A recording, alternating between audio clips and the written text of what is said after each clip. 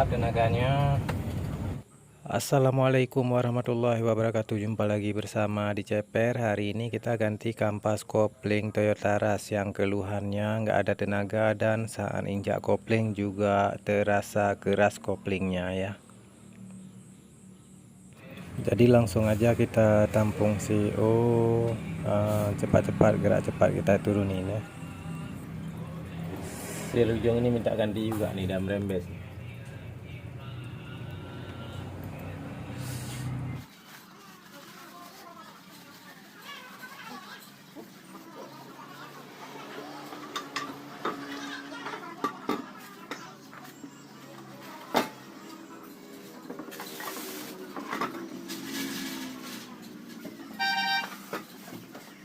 Oke, ini dia transmisi yang sudah turun. Jadi di dalam inilah letak kain close kampas koplingnya.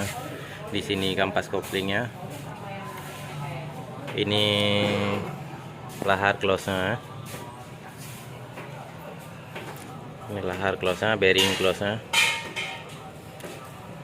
Ini harus kita ganti juga satu set aja sama matahari, kain close sama lahar close. Sepaket dia aja. Ini kondisi yang lama sudah habis total. Ini sudah habis total. Sedangkan ini yang baru masih ada paret-paretnya, masih tersisa ya, masih ada paret-paretnya. Kalau ini nggak ada tersisa lagi, habis total. Ini sampai kemakan nih. Ini mungkin 1 hari atau 2 hari lagi dia bawa, sudah kena besi ini ya. Ini udah kena besi sama yang ini, sama preksinya. Ini preksi juga sudah berparet-paret ini. Jadi harus kita ganti satu paket. Ini dasar yang baru ya, masih mulus. Sedangkan yang ini sudah berparet semua.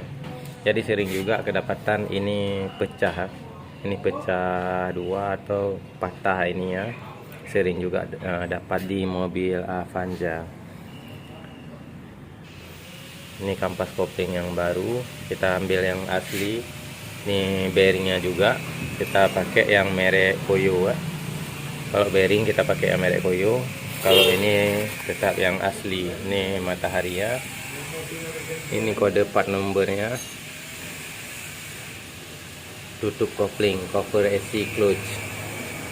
Kalau ini kode part kampas koplingnya yang asli. Disc clutch. Ini kode part numbernya yang asli ya, yang asli Daihatsu. Oke, ini dia lahara, belum kita buka. Mas kotor kali, jorok kali dalamnya karena debu-debu kampas kopling yang lama ya. Ini bekas kampas koplingnya, jorok sekali. Ini nanti kita bersihkan dulu. Nah, ini masih ada sisa-sisa ini ya, kita cuci dulu, nanti kita bersihkan. Ini udah bergerak kali ini, seperti ini. Ini keraknya juga nih. Ini keraknya juga. Ini masih banyak nih. Ini kita bersihkan dulu nanti supaya bersih, supaya pada saat main kain close-nya nanti, pada saat kita injak kopling, nggak masuk kotoran-kotoran ini ke dalam kampas kopling yang baru, ke dalam sirip-sirip ini. Ini juga bisa membuat kotoran ini juga bisa membuat cepat habis kampas kopling ya, cepat habis kampas koplingnya lagi. Jadi kampas kopling kotoran ini masuk ke dalam pori-pori ini.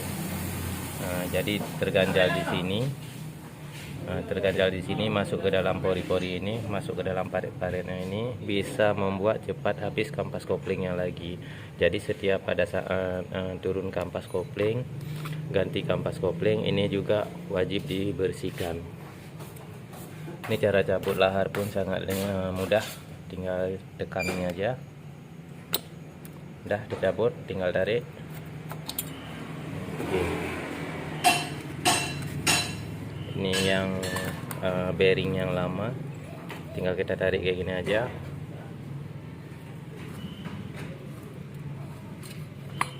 Oke, ini dicuci nanti, udah apa dicuci karena diganti ya. Ini nggak usah diganggu lagi, emang diganti.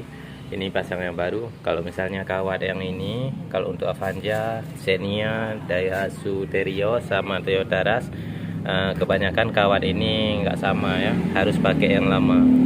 Jadi kalau misalnya yang lamanya patah atau nggak ada lagi, dah hancur total istilahnya, baru kita ini bengkok ke dalam.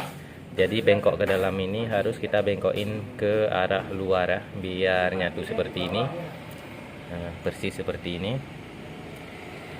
Jadi ini harus kita bengkokin ke bagian luar, sama seperti ini, biar ada nyantol di garpu close-nya ya. Oke, itu kita cuci dulu. Ini sisa kotorannya, ini banyak sekali kotorannya. Itu nanti kita cuci dulu.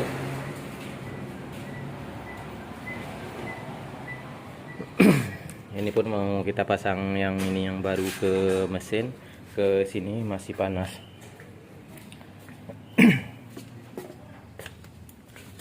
Letaknya di bawah kolong, di sini. Aduh. Nah, ini dia, ada nampak ya. Ini flywheel lah. Jadi ini yang untuk penahan apa namanya, kalau misalnya kita ganti puli depan, seal puli kuras. Di sini kita tahan. Ini flywheelnya. Ini masih mulus, jadi kalau misalnya ini juga sudah termakan, sudah bergaris, atau sudah angus, ada angus-angusnya di sini, mending buka aja ininya. Buka sekalian flywheel, kita bawa bubut. Jadi kita kasih rata balik, kita bubut, supaya pada saat lepas kopling pertama, biar nggak ada getaran atau nyentak-nyentak seperti mati koil gitu atau mati busi ya. Jadi di sini letak kampas koplingnya, ditekan sama ini blok close-nya. Ini blok close-nya, ditekan garpu, maka main di sini.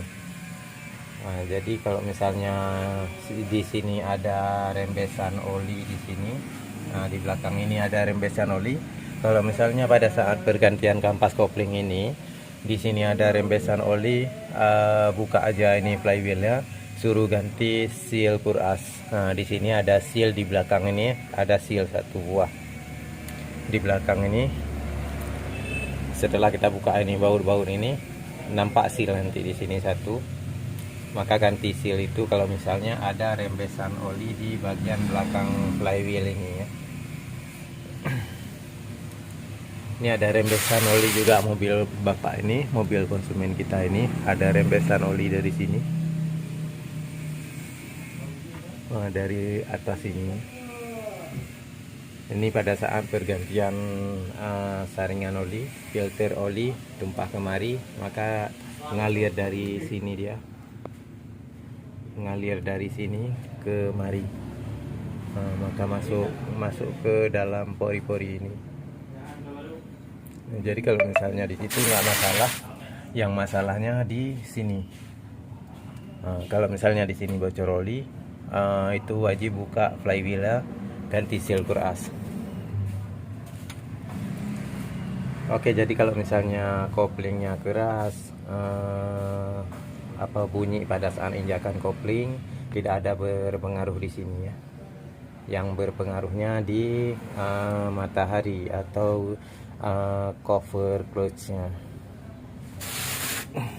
Oke, kita keluar. Kembali lagi dengan preksi cover clutch-nya. Kalau misalnya ini nggak tergores, masih mulus, apa nggak perlu diganti. Jadi gini, cek di sini masih mulus, cek juga di bagian belakang ini. Bagian belakang ini sudah termakan, sudah dalam termakannya apa enggak. Ini. Jadi kalau misalnya yang di dalamnya masih mulus, di sini belum tentu masih mulus karena termakan sama dudukan bearingnya. Di sini dudukan bearingnya. Jadi kalau misalnya ini patah percuma juga, nggak masuk gigi nanti ya. Jadi kalau kayak gini kondisinya harus komplit ya. Oke, ini dia dah dicuci. Ini dalam-dalamnya dah dibersihkan. Ini kotorannya masih ini ya, masih di sini, nanti kita buang. Ini jangan sampai kena tangan, maksudnya kena ke bagian tangan-tangan di sini. Ini bisa menjadi gatal.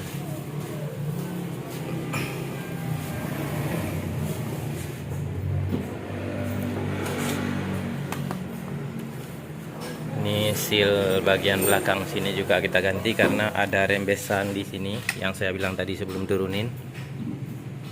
Nah, di sini ini ada seal satu buah, kalau kami bilang seal ekor, karena ada rembesan oli di sini seperti ini. Ada rembesan oli, jadi ini seal ini harus kita ganti juga dengan yang asli ya. Ini part nomor yang aslinya, letaknya di sini. Ini bagian belakang untuk masuk ini as propeller ya.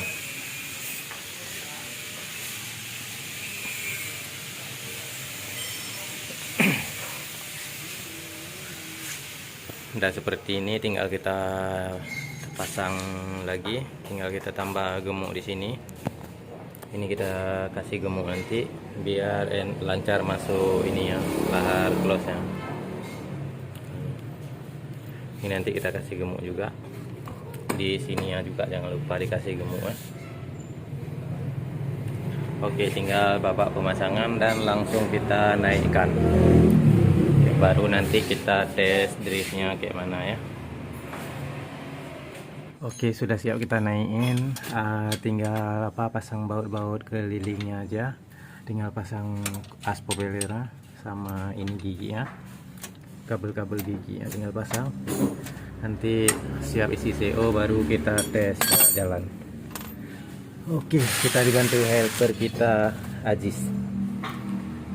Semangat. Oke, sudah siap kita pasang. Kita tes dulu, start dulu ya.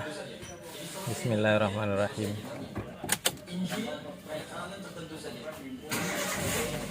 Oke, dari suaranya aman, kita pijak-pijak close pun aman. Ini kita pijak close aman juga, nggak ada suara bunyi apa-apa. Matikan, tambah CO.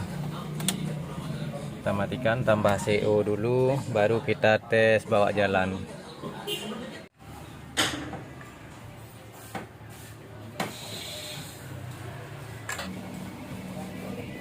Oke, tinggal kita tes drive aja.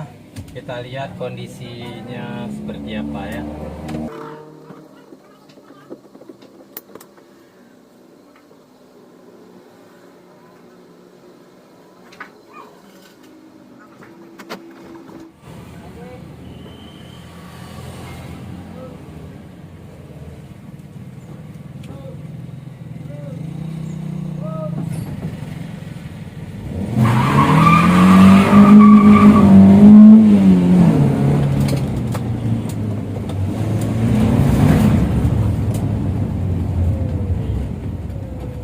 Oke, sudah mantap tenaganya.